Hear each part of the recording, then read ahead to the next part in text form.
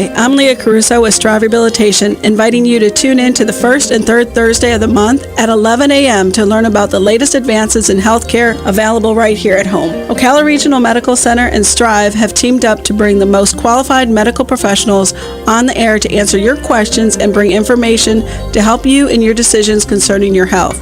Again, that's the first and third Thursday. Health matters.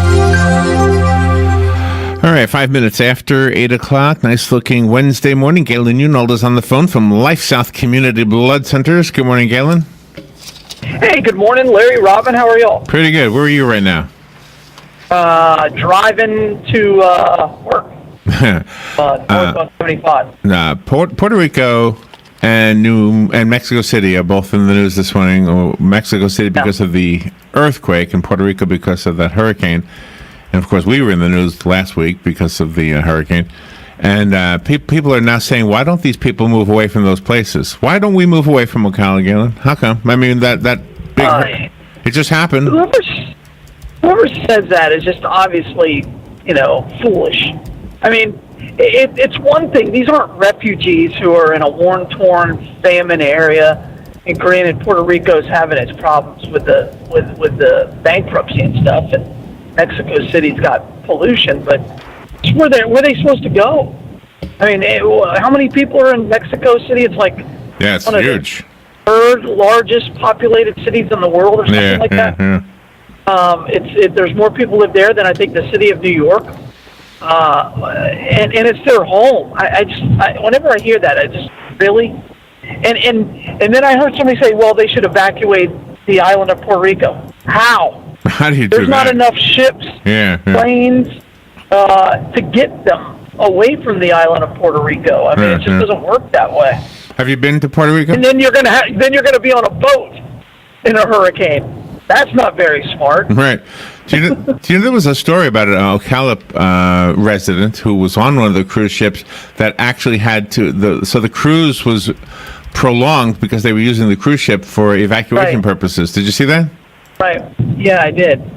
Wow. And it's and then there were these they had to change all their stops, and so it was a cruise ship to nowhere. And that would I think I would be okay with that. I know. I was thinking the same thing. It almost sounds like fun. Open bar. Yeah. They were hundreds and hundreds of miles away from the storm, so the seas were nice and calm.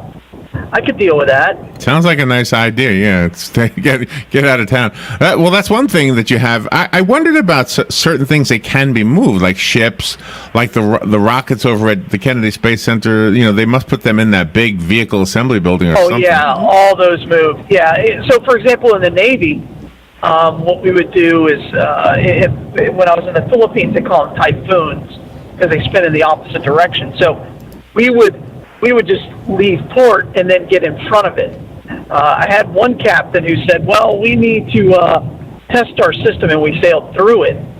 And he actually broke one of the boilers, came loose on our ship, and he was immediately removed from the ship. It's kind of funny. I've had two captains removed from my ship while I was on board. Oh, really? So the Navy thought that was a bad decision. It was a horrible decision, and everybody knew it was a horrible decision. Was it scary? We didn't think. Yeah. I thought we were going to sink. It was my second week on board. Oh, wow. I had been in the Navy like less than 3 months at this time, and I really thought we were going to sink because at a certain point, the yard arms, which is part of the superstructure, if it hits the water, they're supposed to rip off so the whole ship doesn't flip over completely. Right? It's a safety measure. It went into the water and it came back out, and I thought for sure I was dead because I was in the superstructure. Oh my God! Like this is going to rip off, and I'm going to die. Wow! Wow! Bad day. Bad day. How is your yard?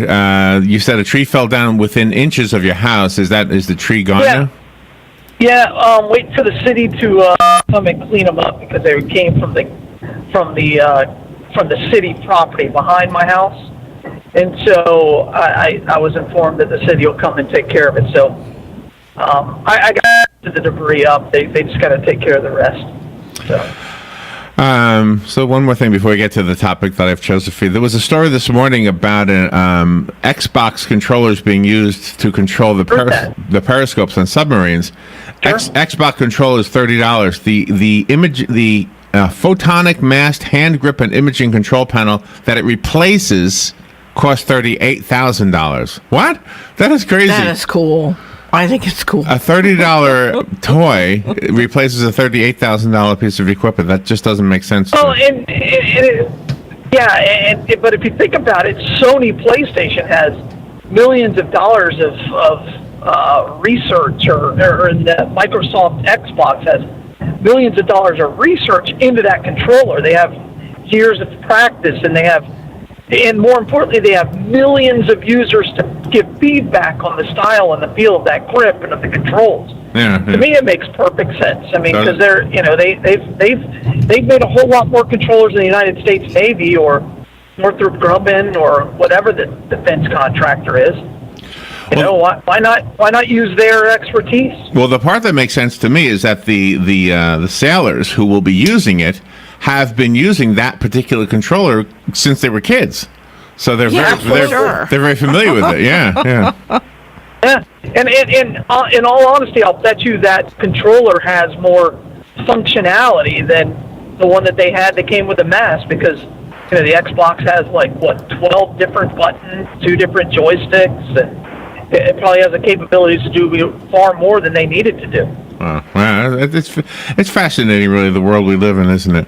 I think so. All right, it's amazing. So you're doing play-by-play on Friday, and I was curious about, as we, the listeners, listen to a play-by-play guy or gal. Are there many gals? Are there many ladies doing it? Yeah, there's some. Yeah, there was one that did an NFL game this weekend. They do college football. So, is there any effort on your part to, I guess, to be on, to have?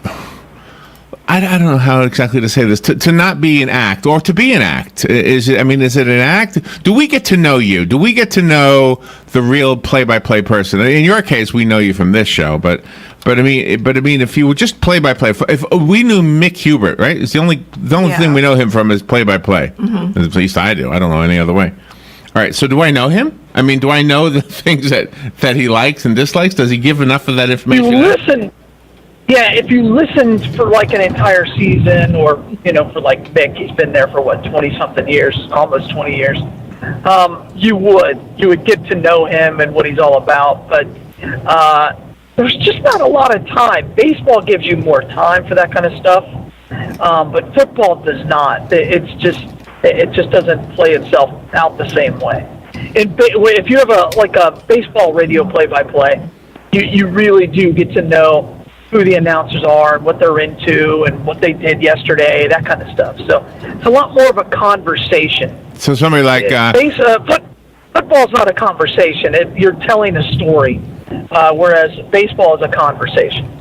Yeah, but that's still your personality, because you still have to be unbiased, and but you still have to bring an element of fun, even though you're reporting the action piece by piece.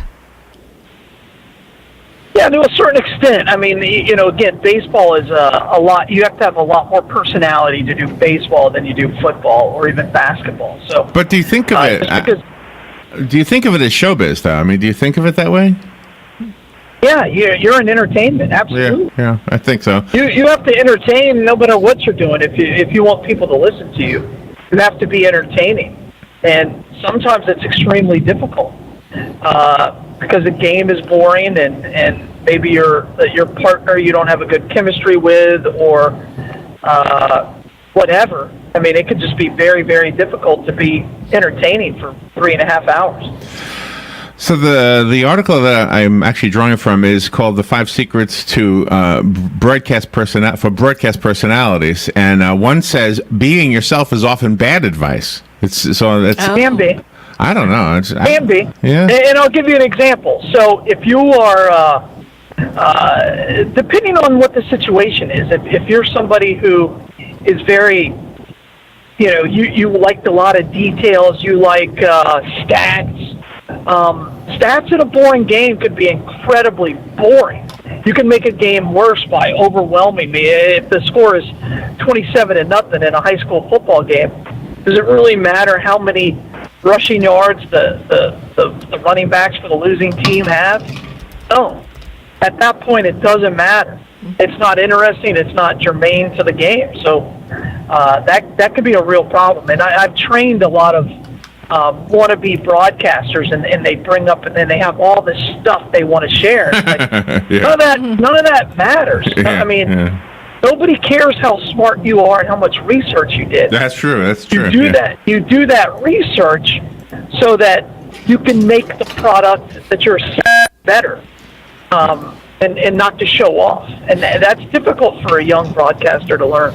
So what would you do different if you were teaching? And do you think people going to broadcasting schools are good, or should they have someone like you who is a seasoned broadcaster, or someone like Larry who is a seasoned broadcaster be their mentor in lieu of going to school? Like Robin. I think broadcasting school is incredibly important for a couple of reasons, because you have to have the baseline. You have to have the fundamentals set.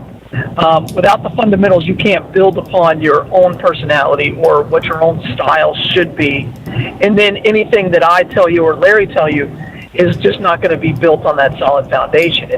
And so that's what that broadcast school will do. It'll help you understand the sentence or structure of an ad, or structure a read, or structure a news read, and those are very, very important tools to have. All right, so how to get in and out of a break. So here's another one, Galen. I'm curious what you're going to say to this one. This is specifically for sports broadcasters, especially play-by-play situations. Maybe you or the color guy. Emphasize similarity. In other words, if there's a player doing something similar to a play you might have seen in a previous game, point it out. Do you agree with that? Oh. Sure. Yeah. Well, because any time in which you can relay on a very popular event that most people have seen or heard or have witnessed, that's a good thing, because it helps paint the picture. That's all you're trying to do is to paint the picture the way you see it, so that the listener can hear it and therefore make it in their mind's eye the same way as you see it. That's the goal. And so whatever that takes. So you'll be doing the game this Friday. Trinity versus, we call Trinity High School versus Denellen, right? Your alma mater. Your alma mater there. Right, that's right. I'm going to expect some Denellen facts from you pregame, so I can be ready. Oh my gosh! Okay. There you go. Pressure's on. Now I was there a year and a half, or actually my last year there, I was only there in the mornings because I had all my credits, and so I went to school, then I went to work at Rainbow Springs. It was kind of funny. Here's another one, Galen.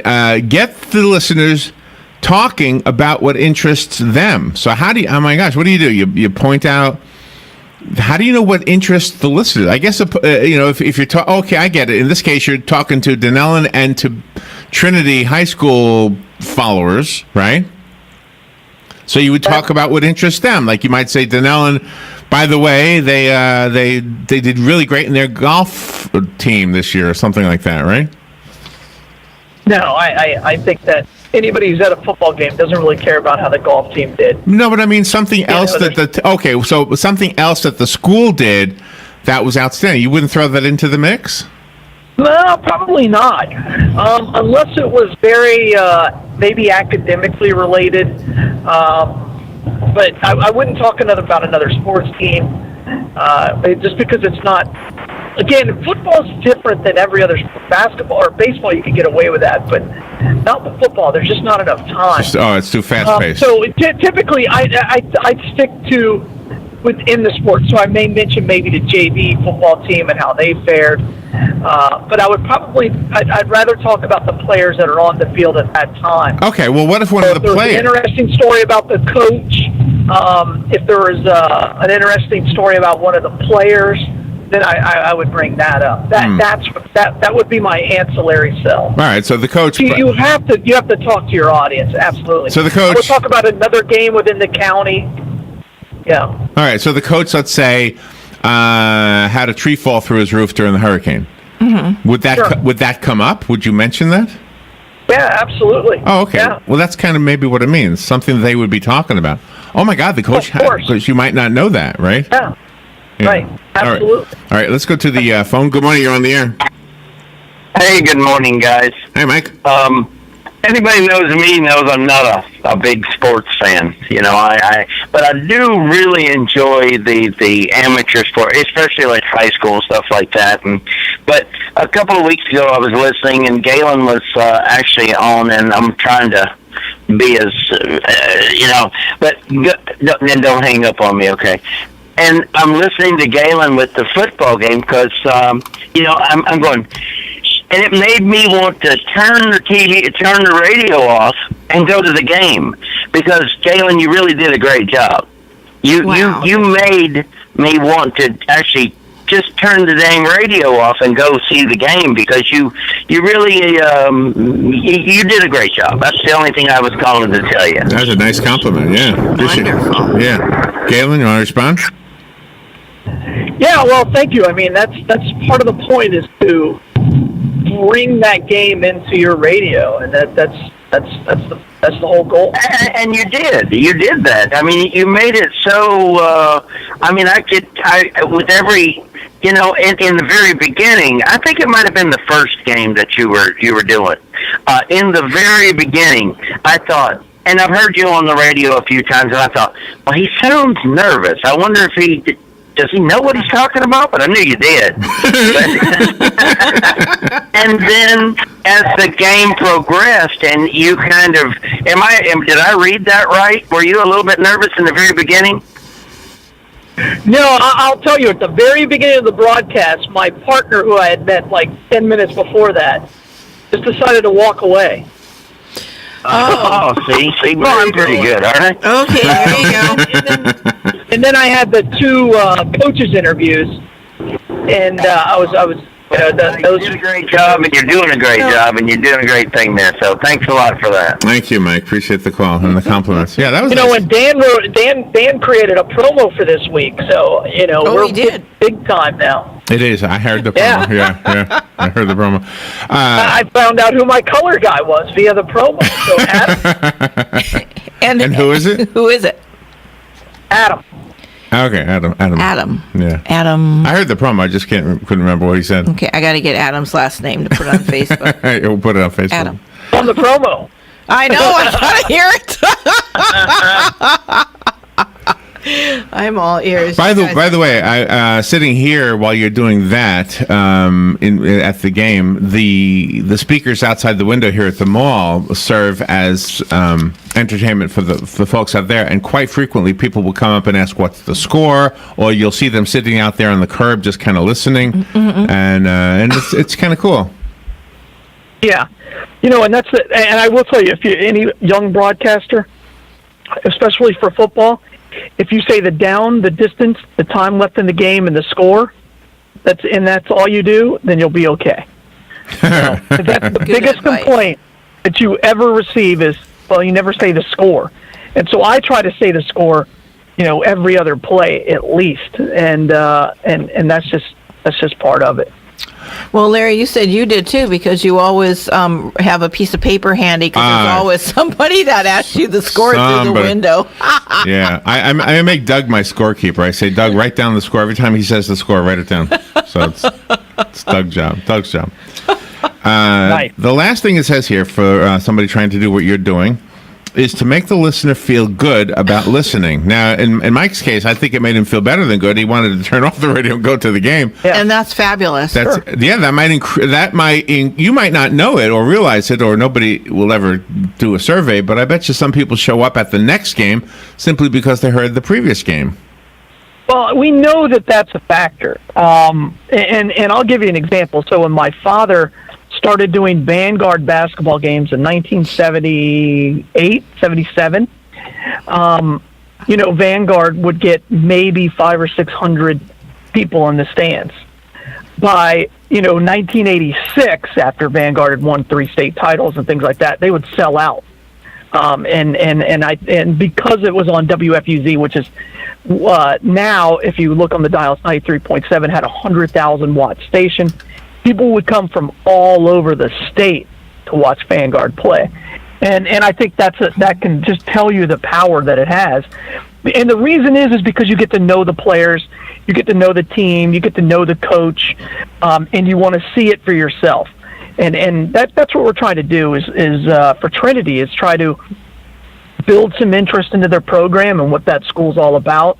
And hopefully we can help, build that program up to a really high, prominent level. Well, and this is going to sound like I'm trying to sell radio spots, but I am telling you, because I've done this for a very long time, if you as an advertiser ever want to show the community that you are supporting the community, when you advertise on a radio station that has a local broadcast of a football game, especially with a good play-by-play guy, yes, which Galen fits the bill. He does. You will definitely not only get your name out there, because a lot of people tune into those games, but you're also going to instill upon the listener that, oh my gosh, ABC, tire company or something supports my community, and so all the parents from that school, or those two schools, we'll go to ABC Tire Company. Hey, I was interested in buying tires. I heard you on the game.